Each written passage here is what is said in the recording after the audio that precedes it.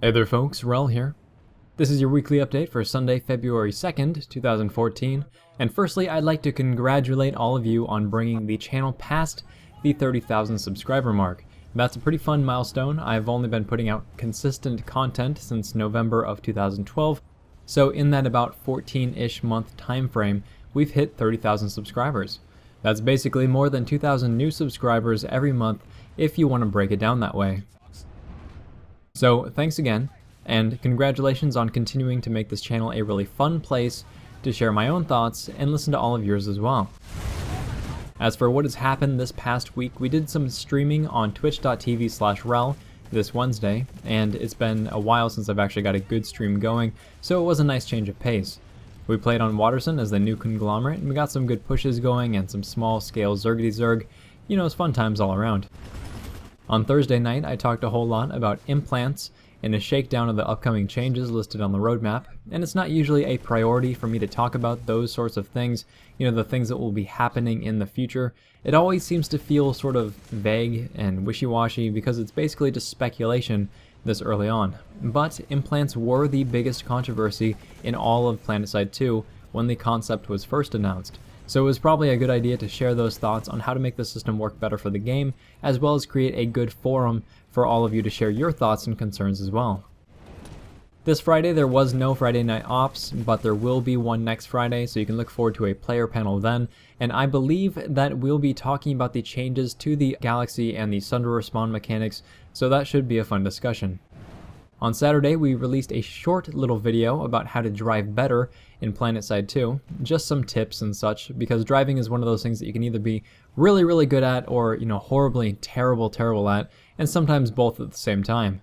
Either way, some basic guidelines can make the experience a little more consistent and a lot more fun. Earlier today, we did another community call episode running down the Lead Fist, which is a light assault loadout submitted by PGamer in the Steam group.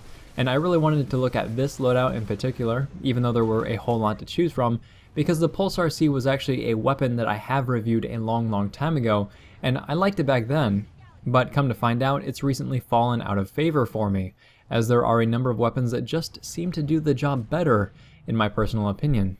And it could very well be due to how my personal playstyle has changed over time, but the stats do seem to back up my opinion as well.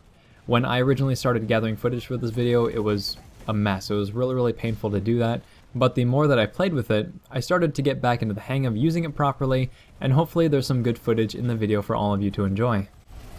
Outside of the videos that have taken place this week, I actually wanted to direct your attention to a couple of upcoming changes in PlanetSide 2 itself, and the first is the Infiltrator update. When the post was originally brought up a while back, there were a few goodies that many folks are interested in, they were looking forward to, namely the Stalker Cloak and the Recon Drone, and they mentioned putting in faction-specific bolt-action rifles as well, but they were really lackluster in concept, basically just tweaks to the numbers, you know, ammo capacity, damage, rate of fire, whatever, but those were scrapped, thank goodness. Instead, they decided to add some new, you know, amazing sounding rifles that actually add some faction diversity to the game. And I am really excited about seeing these, even though I don't personally play Infiltrator all that often. However, the reason why I want to bring up this post is that there may be some changes that you would like to see added, prevented, or revised, and now is probably the last chance to voice your opinion there. So if you care about infiltrators or the changes happening to them, go check out the thread using the link in the description below. There is one other thread that I also wanted to highlight, and that's actually the changes to the Liberator. And I don't play in a Liberator, I don't usually fly it, I don't usually gun for it, so there's not a whole lot that I'd be interested in saying personally, but given that Galaxies and ESF have become more prominent in the skies as the last couple of patches, now is a really good opportunity to let the devs know what's wrong, what's right, and what you'd like to see added. Speaking of Galaxies, the last thing that I'd like to leave off on is that Galaxies and Sunderers can now squad spawn while on the move, and all Sunderers are now AMS Sunderers. That said, how has it impacted your game so far? You'll likely see some footage of this in the future, but for me, it's basically been like a completely new game. With the recent patch, it's the first time that I've ever felt like PlanetSide 2 was actually a combined arms game, and since the game has already been out for over a year, that's definitely saying something. Whether this is just a fad that will wane over time, or if server cultures will develop to the point where any new strategies quickly become irrelevant, I guess time will tell. But either way, let me know how you feel about the changes so far. Thanks very much, folks. We're all signing off.